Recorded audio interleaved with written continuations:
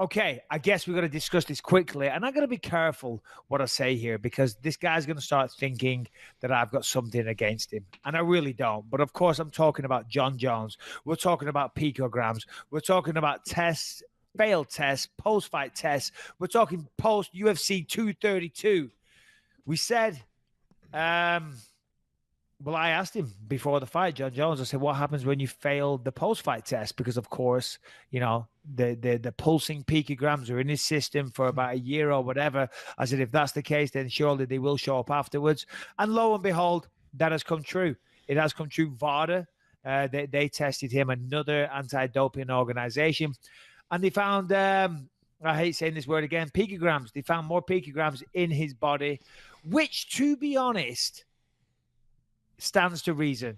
If the science that they said prior to the fight was that, listen, this is going to be detectable for a while, well, then that stands to reason that it would still be in his system. And remember, we spoke about this a few weeks ago. When they weren't in his system, I thought that was a little curious. I thought, oh, that's very convenient. But now there's another test, and he did test positive. So I think, if anything, this actually helps John Jones, showing that the different labs, the different tests, some find him clean, some are finding him to test positive. It shows inconsistency, it shows discrepancies, and it shows the science that maybe this stuff will be there for a long time.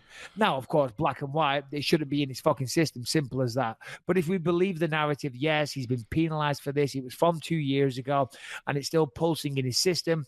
Now, that's for them to decide. It's not for me. But if that is the case, it's very unusual. It's very, very unusual, and it seems like he's getting special treatment. But if that is the case, that is the case. Yeah, I don't like it. It is what it is. Nothing's really changed. It's sort of the same exact stance that we had when it first came out. It's like, yeah, obviously he did something shady. It would, if it didn't show up after the fight, I think it would have been shadier. Like, all right, what did you do to hide it now? So what do you do? You're doing something. You're masking something. So it was probably better for the sake of argument. It sort of validated what he was saying and the science behind it. But either way, I don't like it. I don't trust John Jones. I'm not a fan of John Jones. I really, really, really, really hope that Anthony Johnson can pull off the upset. I think it is a Smith. No, I hope Anthony Johnson comes back. And no, you got to hear me out, Michael Bisping. I don't make mistakes on this show. I hope Anthony Johnson can be the guy to come out of retirement. He should actually come out of retirement. Why did he retire again? He just didn't want to fight anymore. That was his thing? I know. I would love to see Johnson versus fucking Jones. That'd be a great fight. You're right. I mean, what kind of world now are we in? What madness is this, Lewis, that now we just have a light heavyweight champion that we accept is going to fail tests? I'm not hating on John Jones. I am not hating on John Jones. If you're listening to this, John, which I highly doubt it, I am not hating on you, but can we not at least look at the hilarity involved that we have a UFC fighter that we just accept? Oh, yeah, that guy?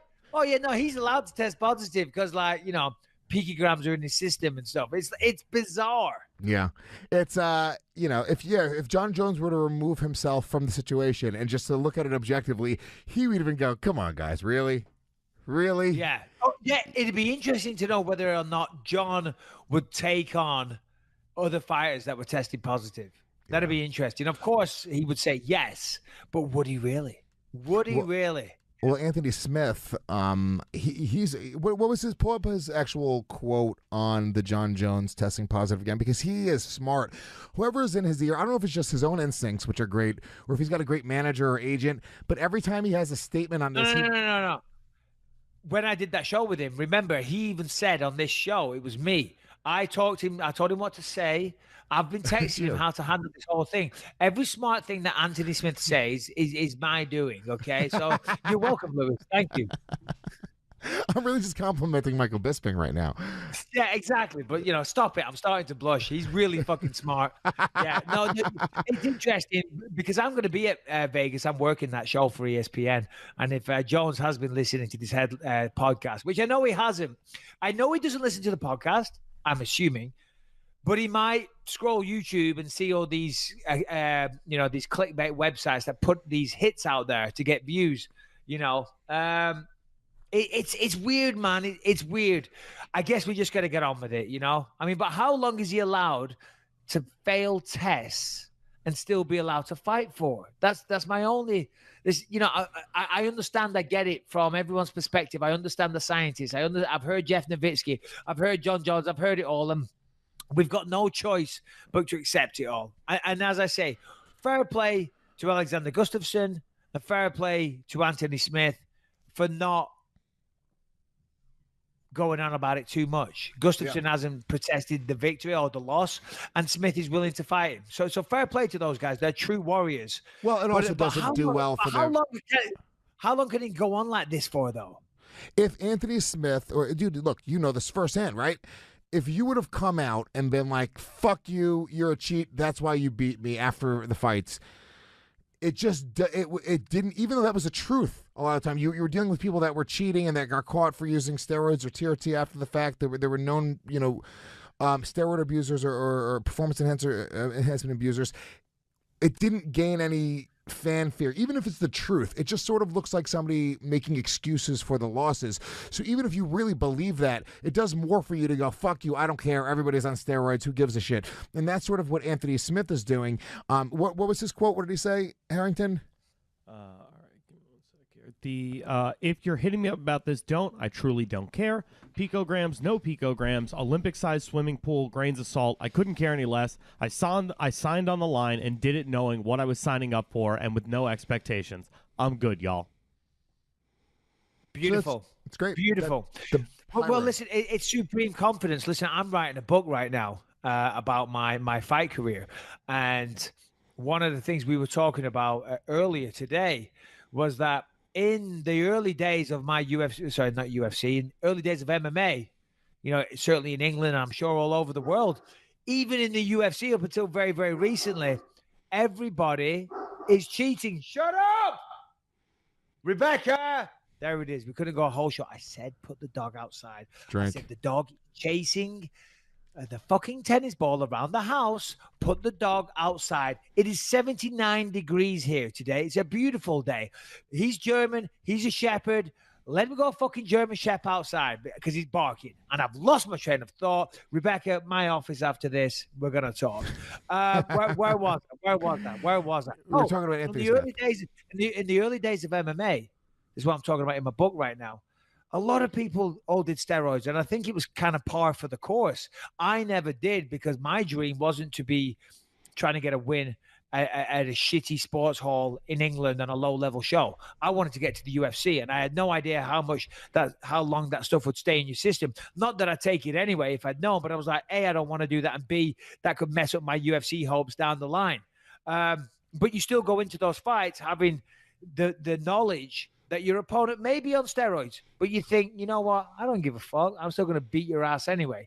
But then when you start taking on the best people in the world and the level of margin or advantage is so small and so fine, that's when steroids really start mattering. But yeah, I admire Anthony Smith for his stance on this. I do. I agree. I think he could complain. I think he could, but he's gaining a lot of fans, and I hope he can do it. I really hope he can do it. I've never really rooted for John Jones. I don't know what it is. There's something that it's always sort of bugged me about him. When he's fighting Rashad, the way he kind of stole Rashad's, the way he walked into the cage, like Rashad pointed that out at the time. Like he was sort of stole Rashad's swagger a little bit. It didn't seem super original. So I never really dug it. So I hope that Anthony Smith can do it. Is there a part of you that just assumes that everyone's going to be on steroids? When you were fighting, did you just kind of go like, all right, I'm assuming that these guys are on steroids, and it never really came into your mind? I had no idea. I was so naive. I just thought that nobody was doing it and everybody was on the level playing field. And then the more and more I knew, the more I heard about failed tests, the more, failed tests were being made public. I was always like, holy fuck, that guy? And I remember one day going, oh my God, they're all doing it, aren't they? Wow. They're all doing it. And of course, they're all doing testosterone replacement therapy. God knows. I mean, who knows what they were doing, but everybody knows my stance on that. Because I read a really interesting thing on Reddit. It was right after the John Jones picogram thing, and he was talking about his experiences as a professional mixed martial artist in England. It was specifically in England he was talking about. And in the really long. Sorry, who was this? This is a guy, he was unnamed. It was just a Reddit thread. I'll send it to you because it was kind of interesting to read. And he was talking about how it's so prevalent. He was like, it's everybody in his gym and everybody in the scene. And I guess in England, they don't test. There's no regulatory body on mixed martial arts. So he said it's just the type of thing that everybody is doing. In the way he described it, it was very open. Like people just kind of knew. Were there anybody, like, as you were kind of coming up, were people just openly doing it? Like, I guess the old guard probably were a little more open about it than the new guard. People would talk about it at the gym very openly. Very, very openly. You know, I remember some guys, I won't say names, you know, but people, yeah, they talked about it. They talked about the stuff they were taking and what it did for them, and it made them feel amazing.